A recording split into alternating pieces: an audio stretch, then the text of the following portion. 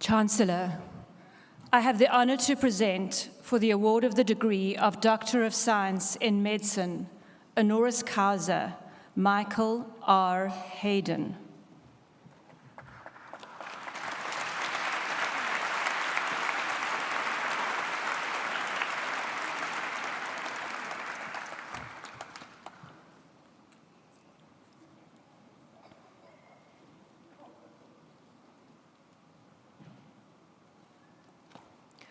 One of the most famous scientific feuds in history was that between English polymath Robert Hooke and Isaac Newton. They got caught up in a cycle of petty rivalries over who had discovered what first and who had insulted who more. It was intense and vindictive, but it also drove ideas and debate forward. It shaped the course of physics and led to major discoveries that changed science. That rivalry resulted in humanity's finest metaphor for how knowledge grows. Newton said, "If I have seen further than others, it is by standing upon the shoulders of giants."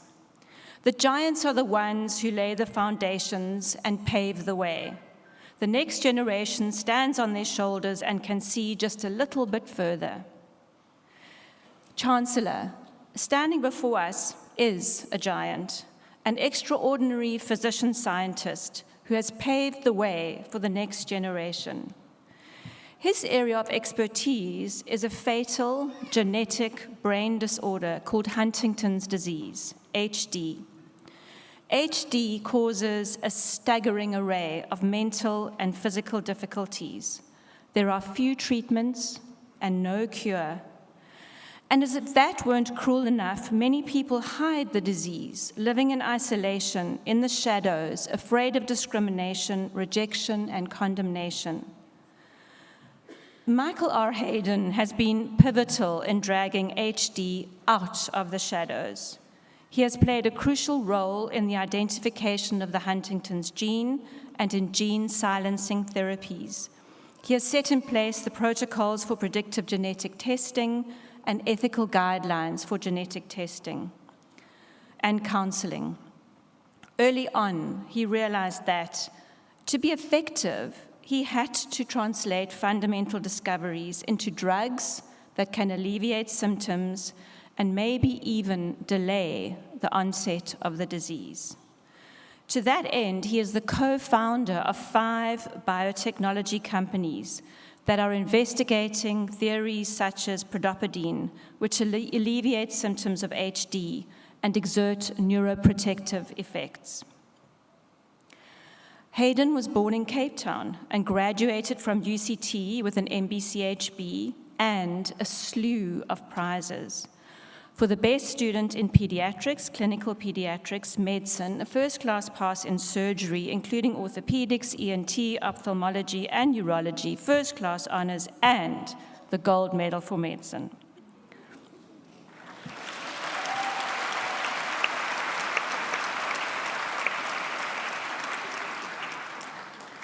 And it was in the late 70s, while still a medical student, that Michael Hayden first saw HD patients. He visited families, many poor and living in shacks, disenfranchised by both apartheid and Huntington's. He saw generations of suffering as the gene was passed from a grandparent to a parent to a child, sometimes to all the children. At the time, there was so little awareness. He was told, this is not Huntington's. There were almost no articles written and certainly no textbook. But he knew what he was seeing. So for his PhD, he focused on Huntington's. Well, actually, it was studies on the genetic control of lysosomal enzyme activities in cultured human fibroblasts, but that contributed to his expertise in molecular genetics, and that led to his pioneering work on the HTT gene and therapies for HD. After that, he completed a postdoctoral fellowship and residency in internal medicine at Harvard Medical School, and then he moved to Canada, to the University of British Columbia. It's not surprising that Hayden is the most cited author in the world for HD, with over 940 publications, but that his textbook on Huntington's, that he wrote when he was 27, remains the textbook. He has also made many significant contributions to understanding other neurodegenerative diseases, lipid disorders, and type 2 diabetes. His awards and honors are numerous and include the 2023 Lifetime Achievement Award by the Huntington Study Group, the largest clinical research network dedicated to HD, and being inducted into the Canadian Medical Hall of Fame in 2017. Newton believed that science advances by building upon itself, like a ladder or a tower of stones, rising higher and higher.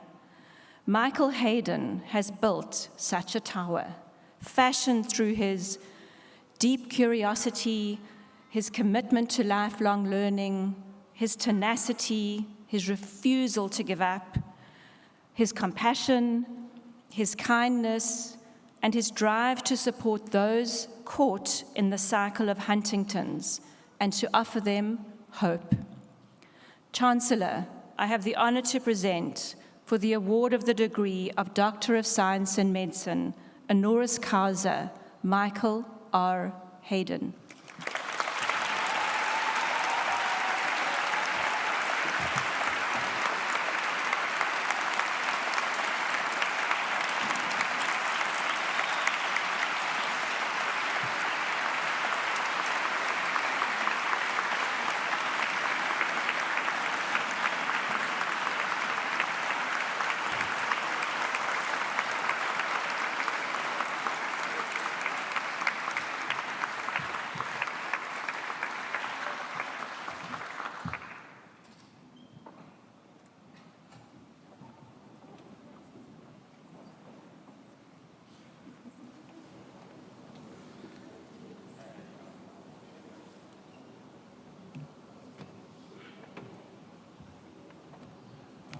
He's going to go anyway.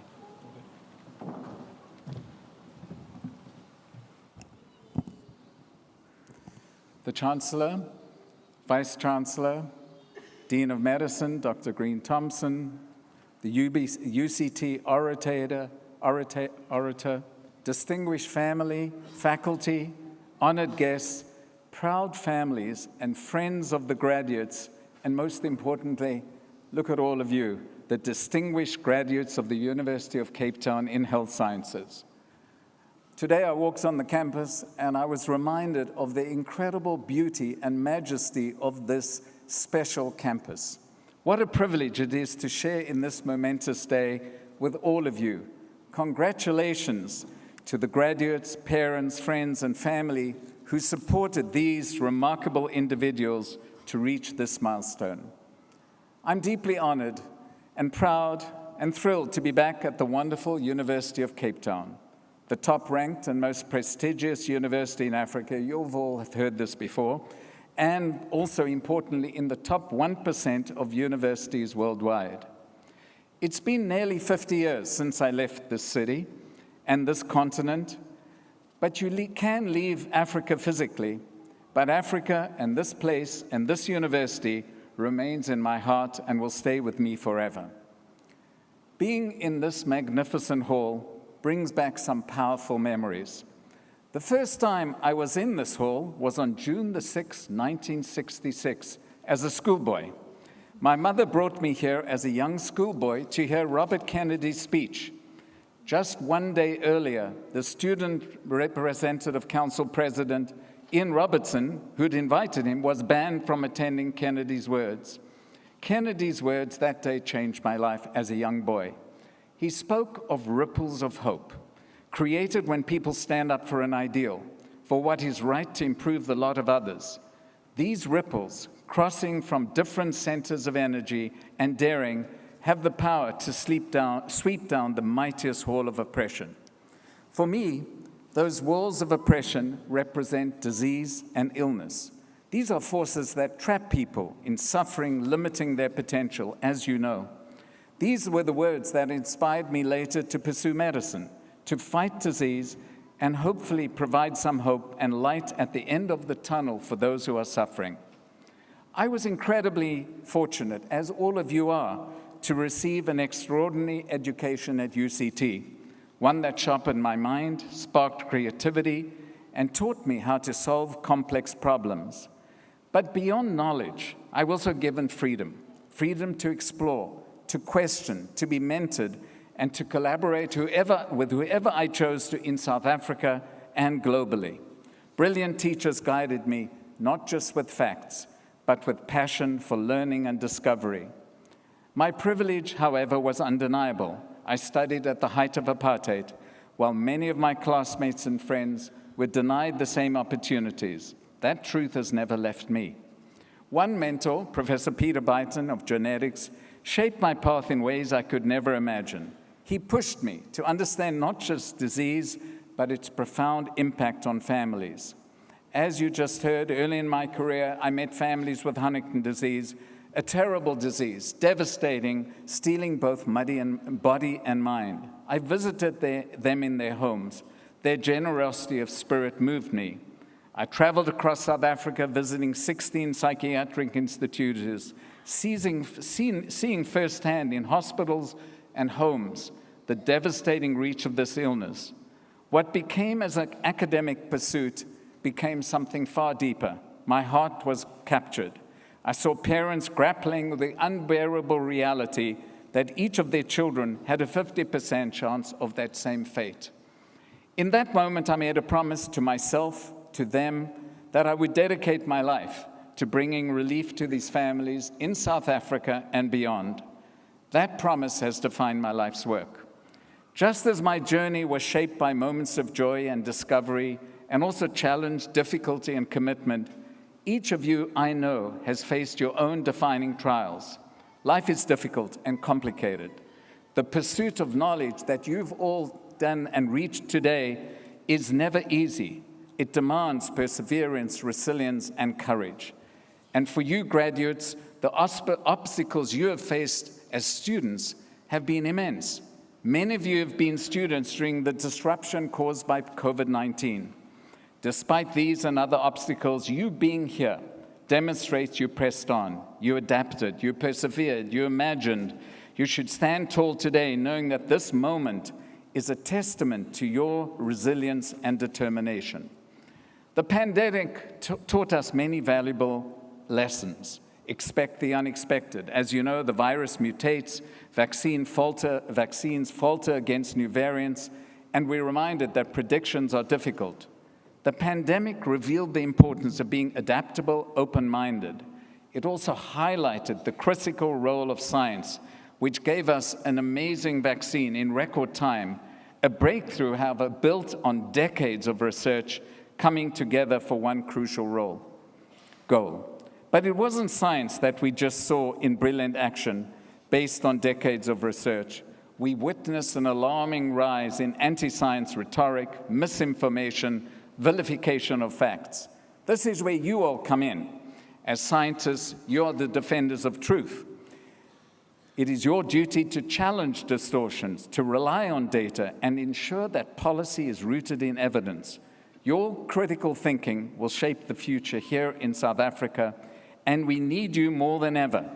The world today is rife with conflict and division.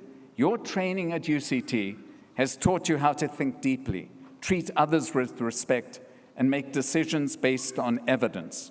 We need a civil and respectful discourse on contentious issues, protecting all voices to be heard. Freedom of speech, the right to express and communicate your findings, and the right also to be heard are sacred principles of this university. Use your status to be a voice for the voiceless. As evidence changes or becomes apparent, you have also learned to revise your conclusions, as you know, with many failed experiments. Despite much disruption, you have not been distracted. and being able to focus on your mission and the true mission of this university, which is to educate, teach, and add to knowledge in research.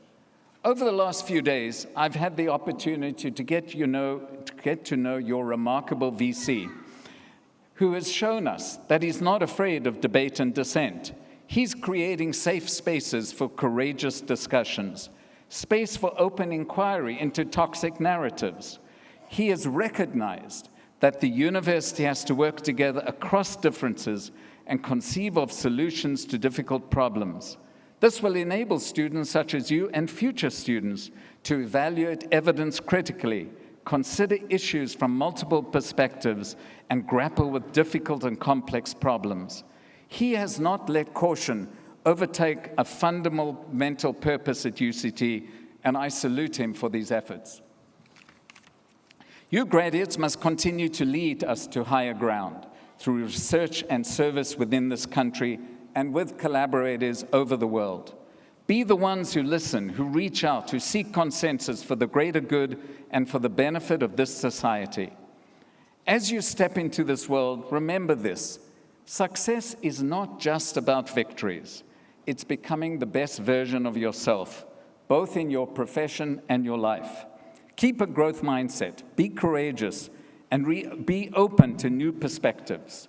You are all ripples of hope. You have the power to break down walls of oppression that ignorance, illness, and disease build. Your compassion and humanity are your greatest gifts. Communicate with empathy, educate with kindness, and remember the words of Madiba, that's always, everything seems impossible until it's done. As I sit here today and look around this beautiful hall, I'm reminded that the person who brought me here was my mother. Just 2 nights before she passed away, my mother told me she was planning to get married to her boyfriend, a Xhosa man, in a Xhosa ceremony at her bedside. I spoke to her the night of her wedding and asked her why she was choosing to marry at that time, knowing her end was near.